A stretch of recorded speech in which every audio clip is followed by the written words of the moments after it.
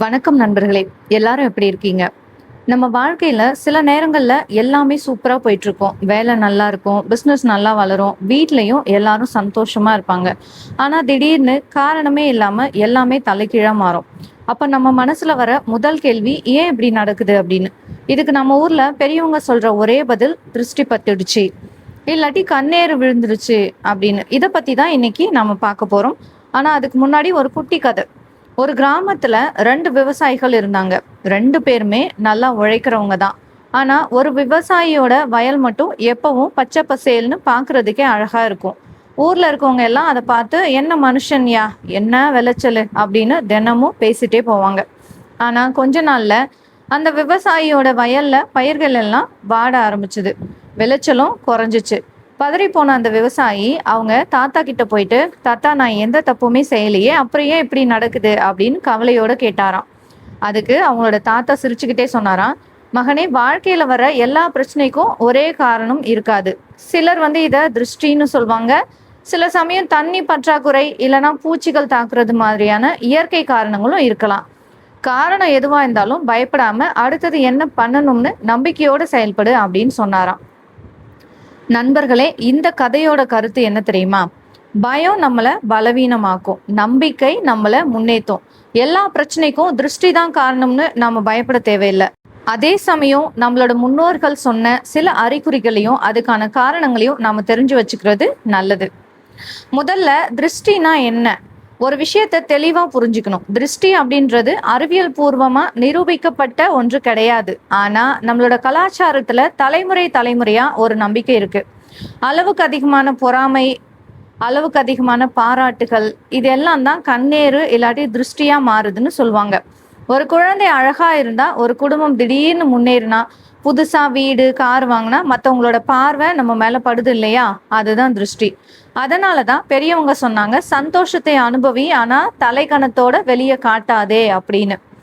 திருஷ்டி இருக்கிறத எப்படி கண்டுபிடிக்கிறது? நம்ம பாரம்பரிய நம்பிக்கையின்படி திருஷ்டி பட்டிருந்தா சில அறிகுறிகள் தெரியும்னு சொல்லுவாங்க. அது என்னன்னு இப்போ பார்க்கலாம். முதலாவதா, காரணமில்லாத சோர்வு, மன அமைதி குறையிறது. எல்லாமே நல்லா இருக்கும், ஆனா மனசு மட்டும் காரணமே இல்லாம சோர்வா இருக்கும். நிம்மதி இல்லாத மாதிரி இருக்கும். ஆனா இது வேலைப்பளு இல்லாட்டி தூக்கம் இல்லாம இருக்கிறதால கூட இருக்கலாம். 2வது அறிகுறி, வீட்ல அடிக்கடி வர சண்டைகள். சின்ன சின்ன விஷயத்துக்கு கூட குடும்பத்துல இருக்கிறவங்களுக்குள்ள தேவையில்லாத வாக்குவாதங்கள், சண்டைகள் வரும். 3வது அறிகுறி பார்த்தீங்கன்னா, செடிகள் வாடி போறது. நம்ம வீட்ல ஆசையா வளர்க்குற செடிகள், துளசி மாடம், இதெல்லாம் திடீர்னு காரணமே இல்லாம காஞ்சு போகும்.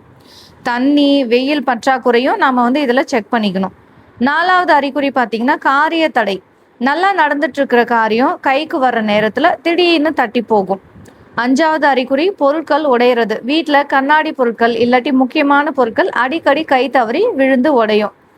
6வது அறிகுறி, காரணமில்லாத பதற்றம், கோபம். வீட்ல இருக்கவங்களுக்கு சின்ன விஷயத்துக்கு கூட டக்குன்னு கோபம் வரும், ஒரு பதற்றமான சூழல் இருக்கும். 7வது அறிகுறி பார்த்தீங்கன்னா, பண விரயம். தேவையில்லாத மருத்துவ செலவுகள் இல்லாட்டி வீண் செலவுகள் திடீர்னு பணத்தை காலி பண்ணும்.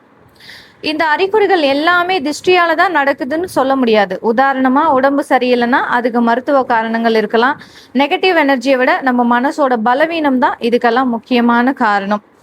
வீட்ல செய்யக்கூடிய, இப்போ இது கண் திருஷ்டின்னு நீங்க எடுத்துக்கிட்டீங்கன்னா, வீட்ல செய்யக்கூடிய எளிமையான பரிகாரங்கள், நம்மளோட முன்னோர்கள் சொன்ன பரிகாரங்கள் எல்லாமே நம்ம மனசுக்கு ஒரு பாசிட்டிவ் எனர்ஜியை தர்றதுக்காக தான். அதுல சில விஷயங்கள் பார்த்தீங்கன்னா, கல் உப்பு பரிகாரம். வாரத்துக்கு ஒரு முறை வீட்டை துடைக்கும் போது தண்ணியில கொஞ்சமா கல் உப்பு சேர்த்து துடைச்சா நெகட்டிவ் எனர்ஜி போகும்னு நம்பப்படுது. அறிவியல் ரீதியாகவும் உப்பு கிருமிகளை அழிக்கும்.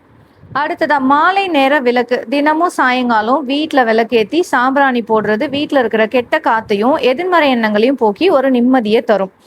அடுத்ததா, எலுமிச்சை திருஷ்டி கயிறு கட்டுறது. வாசல்ல நிலைவாசைப்படியில எலுமிச்சம்பழம் வைக்கிறது, கருப்பு கயிறு கட்டுறது ஒரு பாரம்பரிய வழக்கம். பெரியவர்களுக்கான திருஷ்டி சுத்துதல் வீட்டில் இருக்கிறவங்களுக்கு ரொம்ப சோர்வா இருந்தா கல்லுப்பு இல்லாட்டி கற்பூரம் வச்சு திருஷ்டி சுத்தி போடுவாங்க. ஆனா இது எல்லாத்தையும் விட பெரிய பரிகாரம் என்ன தெரியுங்களா? யார் மேலேயும் பொறாமப்படாம அன்பா பணிவா வாழ்றது தான். நண்பர்களே, இந்த வீடியோவோட இறுதியான முக்கியமான உண்மை இதுதான். பயத்தை விட நம்பிக்கை ரொம்ப பெரியது. வாழ்க்கையில வர கஷ்டங்கள் சில சமயம் நாம எடுத்த தப்பான முடிவால கூட இருக்கலாம், சூழ்நிலையால இருக்கலாம், இல்லைன்னா கால மாற்றத்தால இருக்கலாம். எல்லாத்துக்கும் திருஷ்டி தான் காரணம்னு நினைச்சு பயந்துட்டே இருக்காதீங்க. நம்ம மனசு பாசிட்டிவா தைரியமா இருந்தா எந்த ஒரு நெகட்டிவ் எனர்ஜியும் நம்மள ஒன்றும் பண்ண முடியாது. நல்லதே நினைப்போம், நல்லதே நடக்கும். இந்த வீடியோ உங்களுக்கு பிடிச்சிருந்தா லைக் பண்ணுங்க, உங்களோட கருத்துக்களை கமெண்ட் பண்ணுங்க. அப்படியே உங்களோட ஃப்ரெண்ட்ஸ் அண்ட் ஃபேமிலிக்கும் இந்த வீடியோவை ஷேர் பண்ணுங்க. மறக்காம நம்மளோட சுபயோகம் தமிழ் சேனலை சப்ஸ்கிரைப் பண்ணிட்டு அந்த பெல் ஐக்கானையும் கிளிக் பண்ணி வச்சிடுங்க. நன்றி, வணக்கம்.